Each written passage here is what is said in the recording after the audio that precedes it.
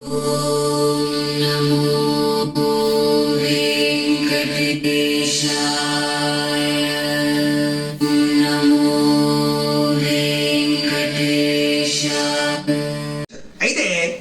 స్వామివారు అవతార స్వీకారం చేయడానికి కారణం ఏమిటి అనంటే కనుక ఏ రకంగా అవతార స్వీకారాన్ని చేశారు అంటే కనుక ఒకనొక సమయంలో కలియుగం వచ్చిన తర్వాత కలిపురుషుడికి భయపడి ఋషులందరూ కూడా సత్రయాగాలు చేయాలి అని సంయమావహ జీవనంచ దిశో దిశ దీపాధిష్టాన దేవతాభ్యం అలంకరణం కృత్వా ఒక పుష్పం వేసి 2 అక్షతలు కూడా వేయండి.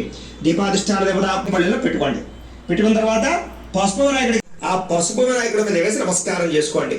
ఓం యశివో నామ రూపాభ్యాం యాదేవి శ్రమమంగళ తయో సంస్మరణాత్ పుంసాం శ్రమతో జయమంగళం లాభస్తేషాం జయస్తేషాం కుతస్తేషాం పరాభభ్యో మహాజనేభ్యో నమః అయం ముహూర్త శుభ ముహూర్తో అస్తు ప్రాణాయామ్య అక్షతలు మీ ఆడవారి ఎడమ పక్కకు వేసేసేయండి.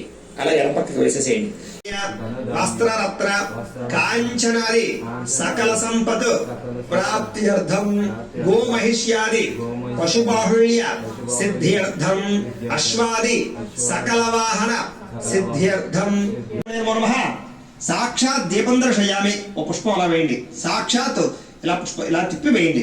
సాక్షాత్ దీపం దర్శయామి.